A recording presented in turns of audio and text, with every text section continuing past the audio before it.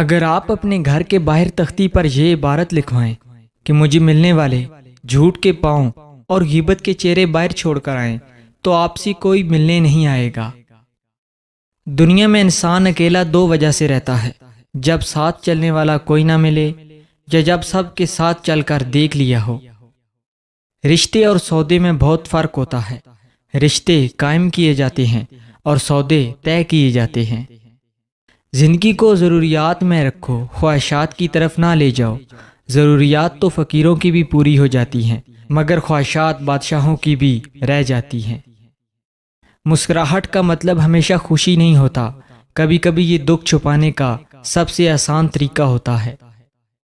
لوگ اندھیرے میں آپ کا ہاتھ ضرور پکڑیں گے، مگر روشنی دیکھتے ہی چھوڑ دیں گے۔ زندگی کا ہم پہ یہ احسان کم ہے کہ صرف ایک بار ہم سے روٹتی ہے۔ خواب میں ضرور دیکھیں، مگر اتنا یاد رکھیں کہ حقیقت کو آپ کے خوابوں سے کوئی سروکار نہیں۔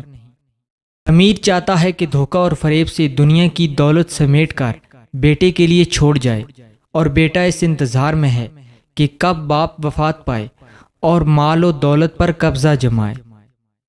کوئی شخص تمہاری پیٹھ پر سواری نہیں کر سکتا جب تک وہ جھکی ہوئی نہ ہو۔ بے وقوف شخص بغیر کچھ کیے تقدیر پر بھروسہ کرتا ہے۔ عقل مند شخص سخت محنت کرنے کے بعد انجام تقدیر پر چھوڑتا ہے۔ خود پر یقین ہونا چاہیے، سہارے تو بے سہارا کرتے ہیں۔ پرواہ مت کرو کہ کون کیا کہتا ہے، کیونکہ تمہارے گھر کا خرچ تم نے اٹھایا ہے، لوگوں نے نہیں۔ ضرورت نہیں ہر رشتہ بے وفائی پر ہی ختم ہو، کچھ رشتے کسی کی خوشی کے لیے بھی ختم کیے جاتے ہیں۔ لوگوں سے ملتے وقت اتنا مت جھکو کہ اٹھتے وقت سہارا لے کر اٹھنا پڑے۔ سمجھداری کی باتیں دو ہی لوگ کرتے ہیں، ایک زیادہ عمر والے، دوسرا جنہوں نے کم عمری میں بہت مشکلات دیکھی ہوں۔ جو کچھ تمہارے پاس ہے وہ تمہیں کم لگنے لگے تو ساری دنیا مل جانے پر بھی تم دکھی ہی رہو گے۔ اگر آپ سے کوئی کام نہیں ہو رہا تو ضروری نہیں کسی سے بھی نہ ہو، اور اگر کسی سے بھی ہو سکتا ہے تو آپ سے کیوں نہیں۔ انسان اپنے مسئلوں سے نہیں، ان سے پیدا ہونے والی فرضی الجھنوں سے پریشان رہتا ہے۔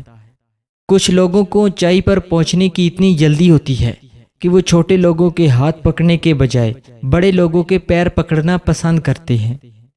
عورت عام طور پر 3 طرح کے مردوں کو بے انتہا پسند کرتی ہیں: خوش اخلاق اور عزت کرنے والا ہو، بہت ذہین ہو اور دولت مند ہو۔